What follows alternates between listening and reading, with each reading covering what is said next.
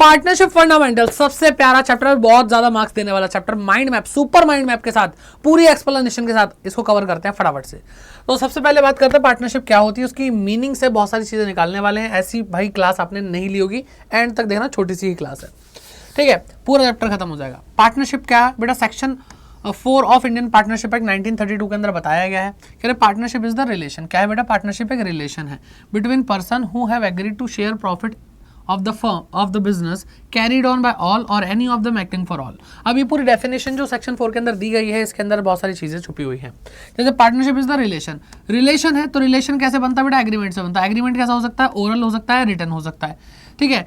अब ये ओरल और रिटन एग्रीमेंट की अगर हम बात करें तो ओरल को हम प्रेफर नहीं करते, रिटन को प्रेफर करते हैं, क्योंकि वो एविडेंस की तरह काम में आता है, ठीक है। तो जो रिटन एग्रीमेंट होता है उसको हम पार्टनरशिप डीड बोलते हैं, जिसके अंदर सारी term and condition, right, duties, power etcetera सब कुछ दिया होता है, ठीक है। पार्टनरशिप डीड क्या है बेटा, एक रिटन डॉक्यूमेंट है जो सारे जो भी डिस्प्यूट आते, पंगे होते हैं बेटा बिजनेस में, उनको रिजॉल्व करने में, उनको अवॉइड करने में हमारी मदद करता है। ये एक लीगल डॉक्यूमेंट है क्योंकि इसको सारे पार्टनर साइन करते हैं, और ये नेसेसरी नहीं है क्योंकि ओरल एग्रीमेंट भी तो हो सकता है, गलत थोड़ी है वो, ठीक है। चलो भाई, और यहाँ पे एक और चीज बताइए, जो एग्रीमेंट होता है बेटा, ये स्पेसिफिक पीरियड के लिए या एट विल हो सकता है। यानी अगर आज एग्रीमेंट किया जाए पार्टनरशिप का, तो हो सकता है 10 साल के लिए पार्टनरशिप करिए, 15 साल के लिए पार्टनरशिप करिए, या फिर कोई डेट मेंशन ही ना हो कि भाई जब तक मन करेगा तब तक पार्टनरशिप करेंगे, इसको बोलते हैं एट विल, ठीक है। चलिए, तो partnership is the relation, relation से भाई इतना कुछ पढ़ लिया हमने, ठीक है। बिटवीन पर्सन, अब पर्सन के बारे में बात करेंगे, लोगों के बीच के रिलेशन को पार्टनरशिप बोल रहे हैं। अभी जो लोग हैं बेटा, मिनिमम 2 होने चाहिए या मैक्सिमम 50 हो सकते हैं। ये जो मैक्सिमम की बात बोली है, कंपनीज एक्ट 2013 के सेक्शन 464 ने बोली है। इसने क्या करा बेटा, इसने सेंट्रल गवर्नमेंट को पावर दी कि भाई तुम बता दो कितने होने चाहिए, उन्होंने बोला 50 होने चाहिए। अब यहाँ पे बोल रहे हैं कि ये जो 2 हो, 50 हो, कितने भी पार्टनर हो, ये जो पर्सन होने चाहिए कॉम्पिटेंट टू कॉन्ट्रैक्ट होने चाहिए। ये बेटा माइनर नहीं हो सकता, यानी 18 साल से कम का नहीं हो सकता। पर्सन ऑफ अनसाउंड माइंड, जिसका दिमाग खिसका हो बेटा, उसको हम पार्टनर नहीं बनाएंगे। And person disqualified by law, PDBL, ठीक है, इनको हम पार्टनर नहीं बनाएंगे, जिसको कानून नहीं मना कर रखा है, ओके। तो ये बेटा पर्सन से निकल के आता है। तो partnership is the relation between person who have agreed to share profit. अच्छा जी, लॉस शेयर नहीं करना, तो बेटा लॉस भी शेयर करना, ये सेल्फ अंडरस्टूड वाली बात है, इसमें ऐसा कुछ छुपाने वाली बात है नहीं। लेकिन फिर भी कह रहे हैं कि भाई लॉस कब शेयर नहीं करना होता, लॉस भी शेयर करना होता है, लेकिन 2 चीजें ऐसी बताई गई हैं जहां पर लॉस शेयर नहीं करना पड़ता। पहला, अगर आप पार्टनर बना देते हैं माइनर को, सर माइनर को तो पार्टनर बनाने के लिए मना करा है, तो बेटा इसीलिए मना करा है क्योंकि लोग बच्चा समझ के बेवकूफ बना देंगे, तो इसीलिए बोला है कि भाई अगर माइनर को पार्टनर बनाना ही है तो उसको कभी लॉस नहीं दोगे, प्रॉमिस करो, ठीक है। या फिर आपने किसी पार्टनर को गारंटी दे रखी है कि भाई तुझे प्रॉफिट मिलेगा ही मिलेगा, मिनिमम प्रॉफिट, तो बेटा उसको आप लॉस कैसे दे सकते हो। तो ये कुछ कंडीशंस हैं। तो क्या है बेटा, partnership is the relation between person who have agreed to share profits of the business. अब बिजनेस की बात आ गई, बिजनेस कैसा होना चाहिए, लॉफुल होना चाहिए। और इसमें 2 पॉइंट और बताए हैं, कह रहे हैं कि भाई चैरिटेबल एक्टिविटी को, जॉइंट ओनरशिप को आप क्या नहीं मानते बेटा, पार्टनरशिप नहीं मानते, बिजनेस मानते ही नहीं हो पार्टनरशिप एक्ट के अंदर, ठीक है। तो यहां तक पढ़ लिया। फिर आता बेटा कैरिड ऑन बाय ऑल और any of them acting for all. तो बेटा ये सारी चीजें मिला जुला कर कह रहे हैं कि भाई ये म्यूचुअल एजेंसी है, यानी एजेंट प्रिंसिपल रिलेशन। क्या बेटा, एजेंट प्रिंसिपल रिलेशन है, ओके। चलो, तो ये बेटा डेफिनेशन पढ़ी और इनसे जो जो चीजें हमने निकाली, ये फीचर्स ऑफ पार्टनरशिप है, ओके। अब बात करते हैं बेटा पार्टनर्स के बारे में। पार्टनर को अगर इंडिविजुअली देखा जाए, मतलब जो लोग पार्टनरशिप में एंटर करते हैं, इंडिविजुअली उनको पार्टनर बोलते हैं और कलेक्टिवली उनको फर्म बोलते हैं। इंडिविजुअली पार्टनर बोलते हैं, पार्टनर की राइट्स पढ़ लेते हैं। तो बेटा पार्टिसिपेट, मैंने कुछ ऐसी एक मिक्स सा सेंटेंस बना दिया जिसका कोई मतलब नहीं है।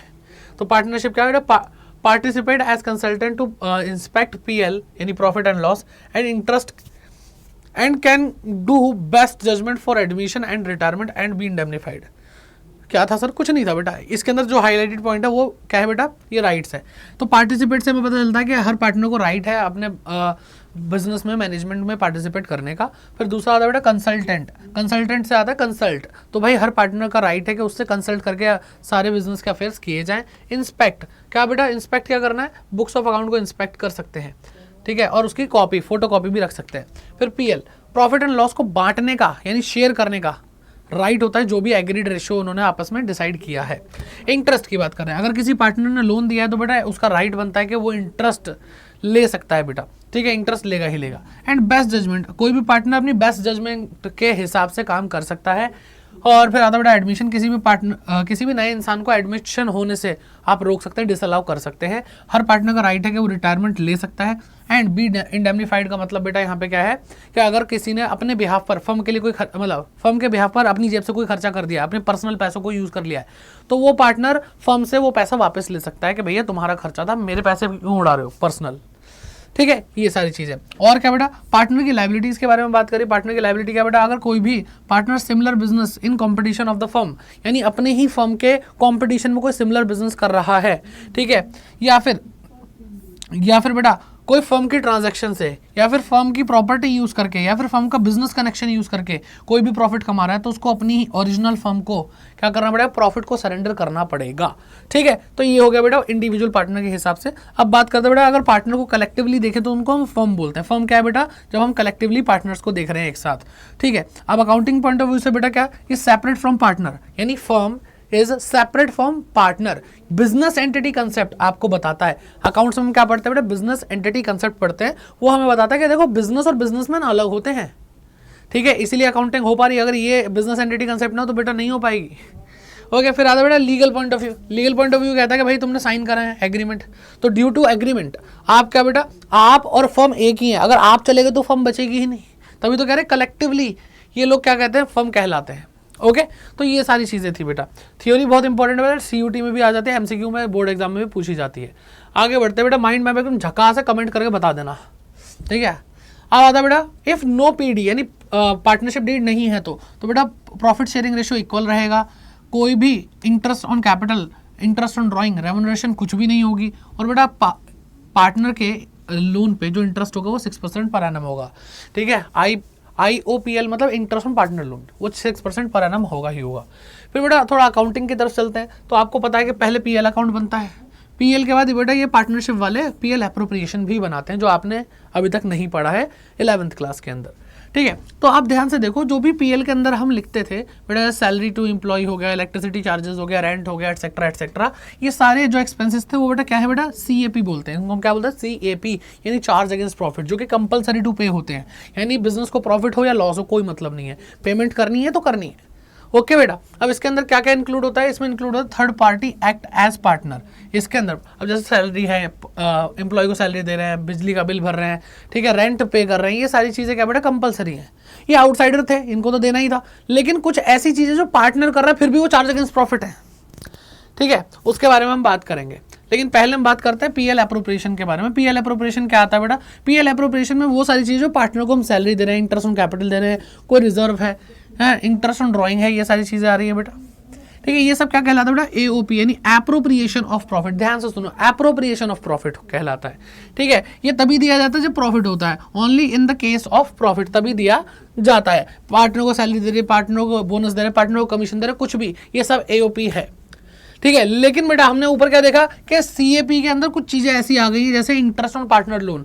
अगर भाई पार्टनर अपना ही क्या कहते हैं होता, अपना मानता अपने बिजनेस को, तो वो लोन नहीं, वो कैपिटल देता है। इसने गैरों वाला काम करा है, यानी थर्ड पार्टी एक्ट करा है। और जब भी पार्टनर थर्ड पार्टी एक्ट करता है तो बेटा वो कंपलसरी टू पे हो जाता है। ठीक है, तो इंटरेस्ट ऑन पार्टनर लोन हो गया, रेंट पेड टू पार्टनर। अगर पार्टनर ने अपनी बिल्डिंग रेंट पे बिजनेस को दे रखी है, भाई तेरा बिजनेस नहीं है क्या, लेकिन फिर भी हरकतें ही बेटा गैरों वाली है ना। हमें तो अपनों ने लूटा, गैरों में कहाँ दम था, अपनी तो कश्ती ही वहां डूबी जहां वाटर कम था। ठीक है, तो चले आगे बढ़ते हैं। इंटरेस्ट ऑन पार्टनर लोन के बारे में बात करते हैं। इंटरेस्ट का एक्सपेंस है, तो interest on partner loan debit हो जाएगा।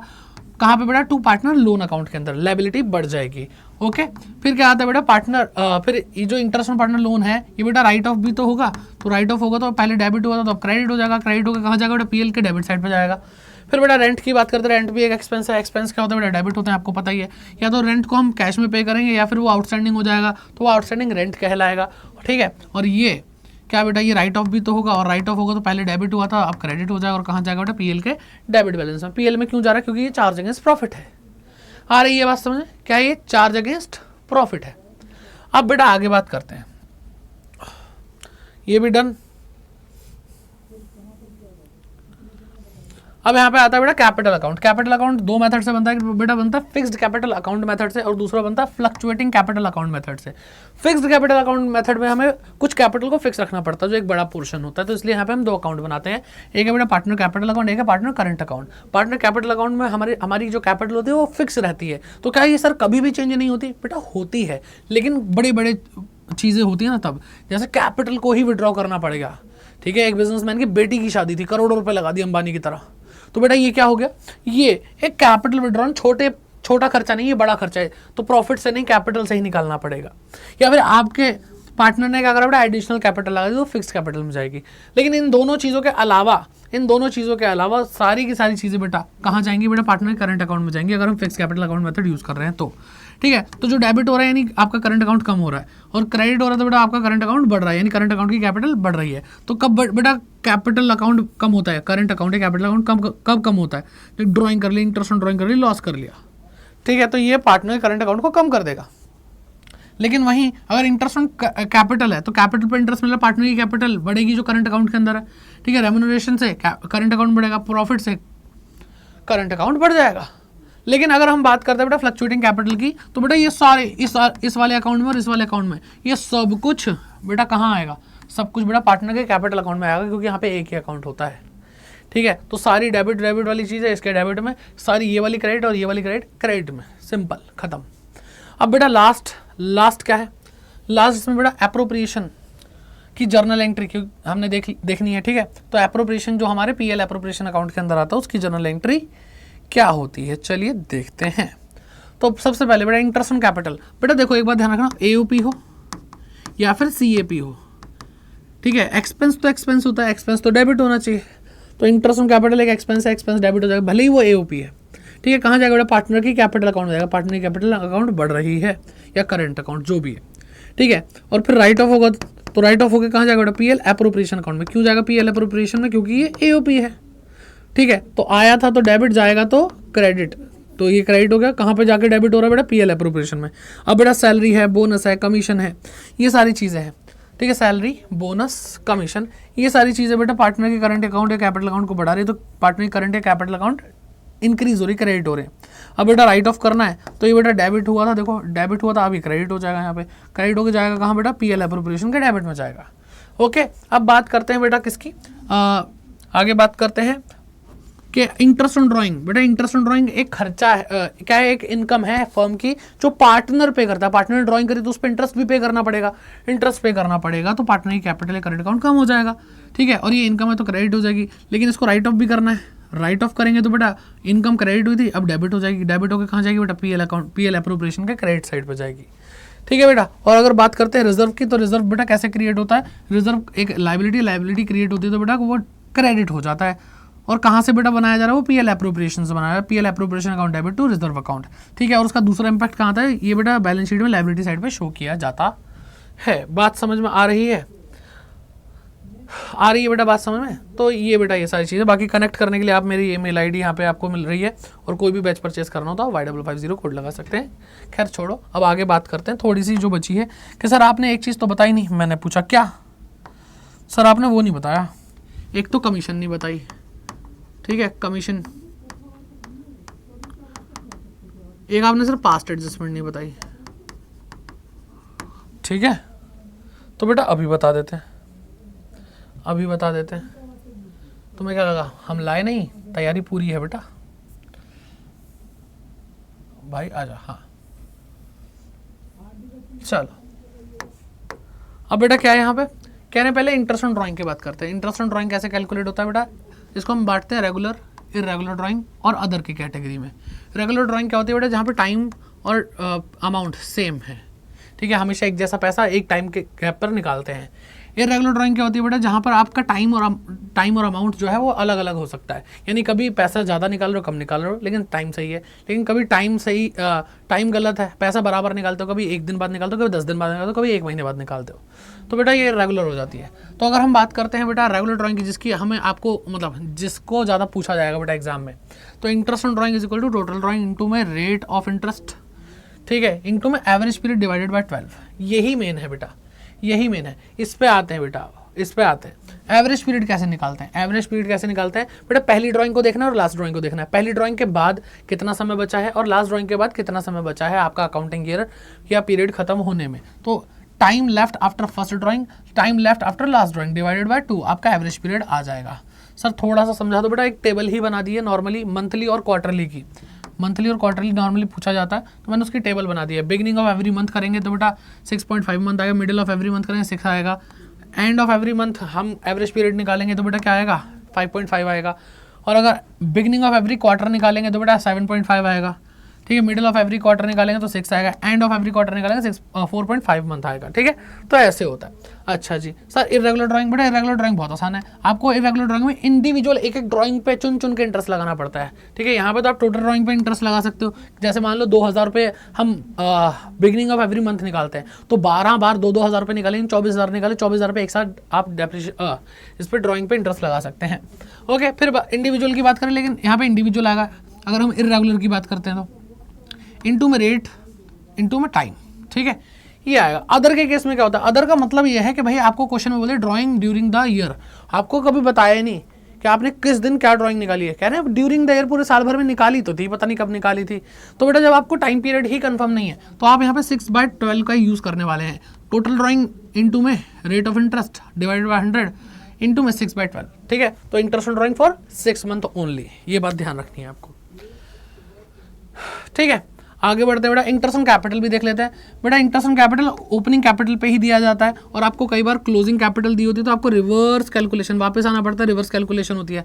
अब रिवर्स कैलकुलेशन का मतलब क्या कि बेटा जो जो माइनस हुआ था ओपनिंग कैपिटल के अंदर वो ऐड हो जाएगा, और जो जो ऐड हुआ था वो माइनस हो जाएगा। ड्राइंग बेटा माइनस हुई थी तो वापस आएंगे तो ऐड हो जाएगी, लॉस ऐड हो जाएगा, एडिशनल कैपिटल ऐड हुई थी तो माइनस हो जाएगी, प्रॉफिट ऐड हुआ था तो माइनस हो जाएगा, ठीक है बेटा। और यहाँ पर ओपनिंग कैपिटल की अगर हम बात करते हैं तो बेटा फिक्स कैपिटल और फ्लक्चुएटिंग कैपिटल के हिसाब से देखते हैं।